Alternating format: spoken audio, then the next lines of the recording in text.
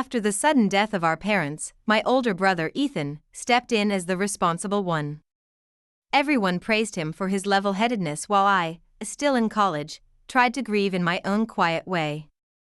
When Ethan suggested we transfer the deed of our childhood home to his name for legal simplicity, I didn't question it. "It's safer this way, trust me," he said years later. I returned home after finishing school, hoping to reconnect with family memories. That's when I noticed things had changed. My key didn't work. Ethan was cold, dismissive, and acting like the house was his kingdom. My name was nowhere on the documents. And then I overheard him talking to someone on the phone, mentioning plans to sell. Sell our house. This story is about more than just a betrayal of trust. It's about family, inheritance, manipulation, and the quiet strength it takes to fight back. It's also about how sometimes, the people who swear to protect you are the ones who know exactly how to hurt you the most. I didn't expect a warm welcome, but I at least expected the key to work. It had been 4 years since I'd last stood in front of the white porch of our childhood home. For years of studying, internships, ramen noodles, and missing the smell of Mom's banana bread in the kitchen. I had called Ethan a week before, left a voicemail telling him I was planning to come home, just for a little while, until I found my own place. He hadn't replied. That was typical Ethan. Still, I didn't expect to be standing on the front step with 2 suitcases and a key that refused to turn. I tried again. Wiggled it. Checked the label. Yep, that was the house key. Maybe he changed the locks? I stepped back and stared at the door. The windows were shut, curtains drawn. It was past noon, and his car was in the driveway. I rang the bell. A full minute passed before the door opened, just enough for Ethan's face to appear. He didn't smile. "You should have called," he said flatly. "I did," I replied. "Left you a voicemail last week." He didn't move to let me in.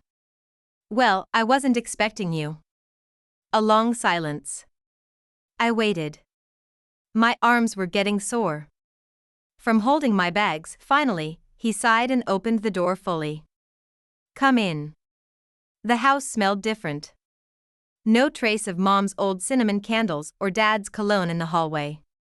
The walls were painted gray now, cold and modern. Family pictures were gone.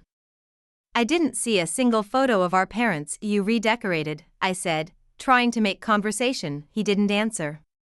Just walked ahead into the kitchen. That's when I saw it, on the counter.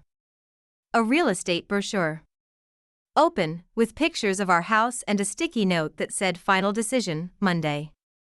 My chest tightened. "What's this?" I asked, holding up the paper. Ethan turned around, slowly. "Nothing for you to worry about." "You're selling the house?" "It's my house." I stared at him. "What are you talking about?" He leaned against the counter, arms crossed. "You signed the paperwork years ago. Remember? After Mom and Dad passed. We agreed I'd take care of things. You weren't in any position to handle property taxes, insurance, any of it. So I took over." It made sense. I remembered that day vaguely. I was 19, numb with grief, and just wanted things to be easy. Ethan had sat me down, told me he'd handle the estate. I signed a few forms. "You told me it was for legal purposes," I said slowly. "It was. And now, legally, it's mine." I didn't say anything. My ears were ringing. He walked over and took the brochure from my hands. "You can crash here for a couple nights, but I have plans for the place. Don't get too comfortable." That night, I didn't sleep. I sat on the bed that used to be mine, staring at the ceiling, trying to remember exactly what I signed, and wondering, how much of this did Ethan plan from the start? I woke up with the same weight in my chest I'd gone to sleep with, only heavier now. As the morning light crept in through the blinds, everything felt wrong. My room wasn't my room anymore. The walls were bare. The bookshelf where I used to stack my favorite paperbacks was gone. Even the ceiling fan had been replaced. I didn't belong here anymore. But I had belonged. This house was mine too. Or it was supposed to be. Downstairs, I found Ethan already dressed, coffee in hand, tapping something into his phone. He barely looked up when I entered. "I made coffee," he said. "There's toast." "You really changed the locks?" He glanced at me. "Security." "From me?" He didn't answer. I sat at the table across from him. My voice was steady, but my hands were shaking under the table. "I want to see the papers." "What papers?" "The ones I supposedly signed that gave you full ownership." "I want to see them." He set down his mug a little too hard. "You don't trust me?" "No," I said. "Not anymore." He scoffed, pushed his chair back, and walked to the office. I followed. He pulled out a slim folder from the drawer and dropped it on the desk like it was just another file. Inside were copies of legal forms, signed and notarized. My signature was there, crooked, rushed. It was mine. But I didn't remember what I was signing. I didn't understand then. I'd been in shock, lost, and Ethan, he'd said he'd take care of everything. "You told me this was temporary. That it was easier if the house was in one name," I said, and it was. "I paid the bills. I kept it running. You were a mess back then." I felt the sting of that. But I pushed through. I was grieving. We both were. "No," he said, turning to face me. "I was handling everything. You were just avoiding it." That hit hard, but not because it wasn't true. Because he knew how broken I was, and he used it. That's what stung. "You never meant to give it back, did you?" His silence answered for him. "I'm not leaving," I said, standing. "Not until I talk to a lawyer." Ethan's jaw clenched. "You think a lawyer's going to change the past?" "I think a lawyer might see something I didn't when I was 19. I packed my bags that afternoon. Not because I gave up. But because I needed help, real help. I called an old professor from college, someone who once said if I ever needed legal advice, she'd be there. She answered on the first ring, and the first thing she said, after hearing my story, was, "You may have a case." That night, before I left, I went back into my old room one last time. I found a photo tucked behind the closet shelf of me, Ethan, Mom, and Dad, sitting on this very porch. Everyone smiling. We looked like a family. I took the photo with me. Because no matter what Ethan claimed, that was real. And I was going to fight for it. I moved into a small rental apartment the next day. It was nothing like home, bare walls, a thin mattress, the constant hum of the fridge in the corner, but at least I could breathe. And I needed air to think, to fight. Ethan had made one thing clear: he'd taken control when I was too broken to understand what that meant. But now, I wasn't 19. I wasn't scared. I was angry. Professor Greaves, my old law instructor, met me at a cafe near campus. She looked the same, sharp eyes behind thin glasses, voice calm but exact. I handed her the documents Ethan gave me. She studied them quietly, flipping through the pages with the kind of focus that made me nervous. After 10 minutes, she finally looked up. "These documents are real," she said. "But what he did is questionable. Transferring full property ownership from a grieving sibling without full legal counsel? That's not just shady, it's potentially coercive." My heart pounded. So there's a chance? There's always a chance. Especially if we can prove you didn't understand the nature of what you were signing. "I didn't," I said quickly. I trusted him." She nodded. That's often how this starts. Over the next few weeks, we filed a petition to review the transfer of the deed. I had to recount everything: how my parents died suddenly in a car crash, how Ethan took charge of the estate, how I was in therapy and on medication when he had me sign those papers. Every detail became a piece of a case. And the more I remembered, the more the pain turned into purpose. But that's when something strange happened. One night, while organizing some old folders I'd taken from the attic years ago, I found a letter. It was addressed to me, in my father's handwriting. The envelope was unopened. I must have missed it all these years. I tore it open, hands shaking. The letter was dated 2 weeks before the accident. Dear Lily, it began. Your mother and I have been thinking about our wills. We're naming Ethan as executor, but that doesn't mean he owns everything.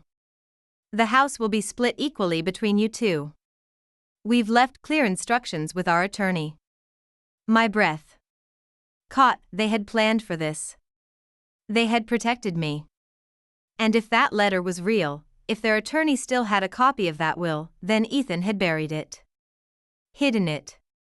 Ignored it. I drove straight to the law office mentioned in the letter. The receptionist looked confused at first, but then her eyes widened when I said my parents' names. Yes. I remember them, she said. One moment. She returned with a file folder. Inside, the original will. My parents had done exactly what the letter said. Equal ownership. No sole beneficiary. No full control to Ethan. I felt dizzy. He knew. He knew all along. And he decided it didn't matter. When I walked out of that office, I wasn't just grieving or confused anymore, I was furious. My brother had erased me from our own history. He'd gambled on my silence. On my love. On the fact that I wouldn't fight him. He was wrong. I called Greaves that night. Her voice was steady, but I heard the shift in tone when I told her about the letter and the will. Now we're not just challenging ownership, she said. Now we're talking about possible fraud. That night, I couldn't sleep. I kept thinking about all the ways Ethan had smiled at me over the years. All the times he'd said, I'll take care of it. How much of that was ever real? What kind of brother does this? And more importantly, what kind of person do I have to become to stop him? I didn't plan to confront him that night. I'd told myself I'd wait until we had legal action ready, wait until everything was airtight. But something about holding that letter, that final message from my father, made the decision for me. I needed to look Ethan in the eye and ask him the one question that had started echoing in my head since the moment I left the lawyer's office. Why? The porch light was off when I got there. The house looked like it was holding its breath. My hands trembled as I knocked on the door, not out of fear, but rage I was barely keeping under control. After a few moments, Ethan opened it, shirt untucked, surprise flickering in his eyes before he stepped aside. What now? He muttered. I walked in, took the letter out of my bag, and placed it on the table. He looked at it without touching it. You knew, I said. You knew they wanted us to split the house. He didn't deny it. That scared me more than if he had. I found the will, I continued. I found everything. Still, he said nothing. He sat down, poured himself a glass of whiskey, and drank half of it in one sip. I was 23, he said finally. Mom and Dad died, and suddenly I had a funeral to plan, an estate to manage, and a sister who could barely look me in the eye. You think that gave you the right to steal from me? I didn't steal, he snapped. I made a decision. No, Ethan. You made a choice to erase me. He stood, walked to the window, and stared out like something might save him from having to look at me. You were lost, he said quietly. You were so fragile. You couldn't handle it. I handled it. You handled it for yourself. I said. Not for me. Not for them. Then his voice changed. Low. Cold. You want the truth? I was always the one who cleaned up after everyone. Dad always trusted me with the big stuff. Mom called me when things broke. You got to be the artist. The baby. You got to drift. I held it all together. I felt something crack in my chest. So this was your punishment? I asked. You felt unappreciated, so you took the house? He turned around, and for the first time, there was something like regret in his eyes. But it wasn't enough. You could have just asked for help, I whispered. We could have handled it together. Like a family. He laughed, short, bitter.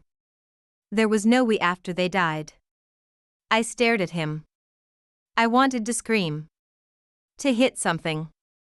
But instead, I took a breath. There's one more thing, I said. He narrowed his eyes. The documents I signed when I was 19? We're reopening the case. Greaves filed it this morning.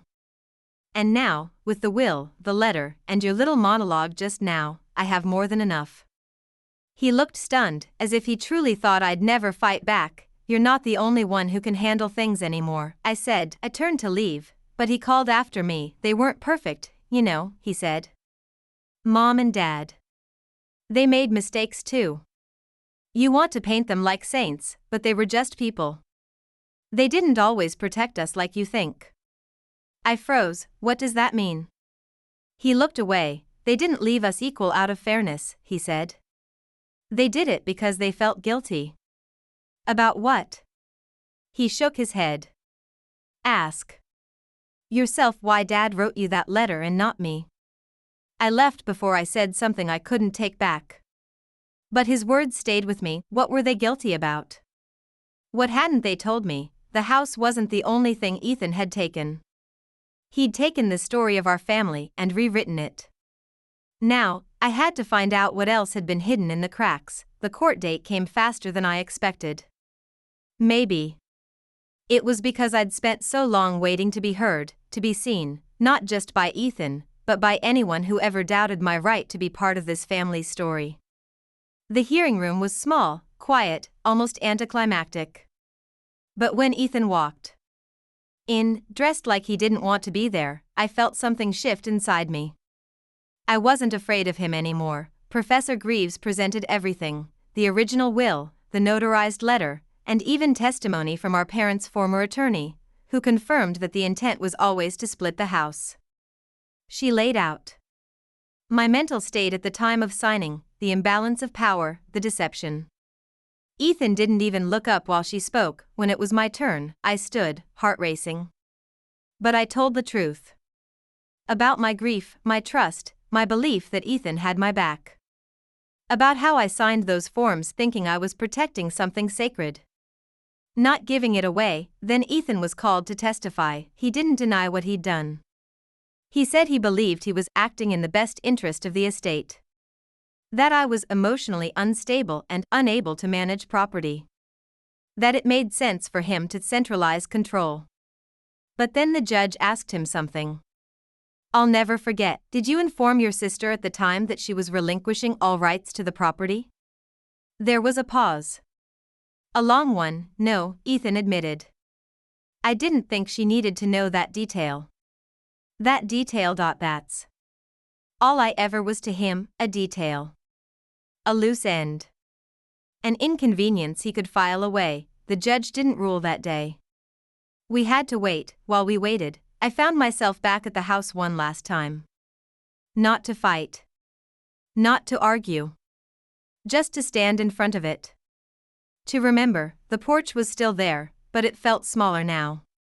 Not because the house had changed, but because I had.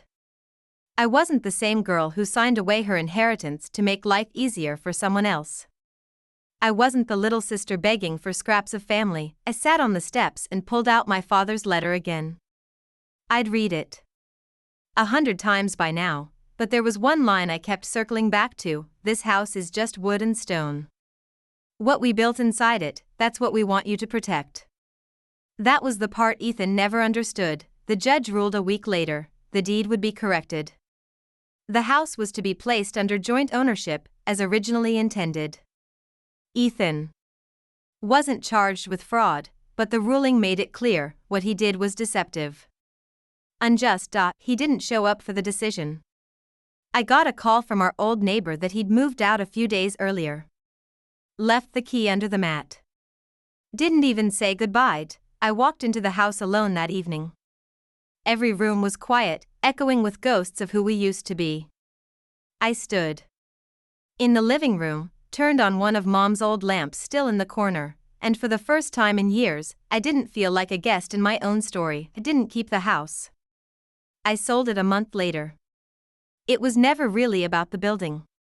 It was about not letting someone rewrite my life without my consent. I used the money to start over. Therapy. Law school applications. A small apartment near the city where I didn't flinch when I walked through the door. People always ask what I would say to Ethan now if I saw him again. I don't know. Maybe I'd thank him for showing me how far I'd let myself disappear, and what it takes to fight for your place in the world. Or maybe I'd say nothing at all. Some people don't deserve to hear your voice again. They deserve to hear your silence, and realize too late that it's louder than anything you ever said.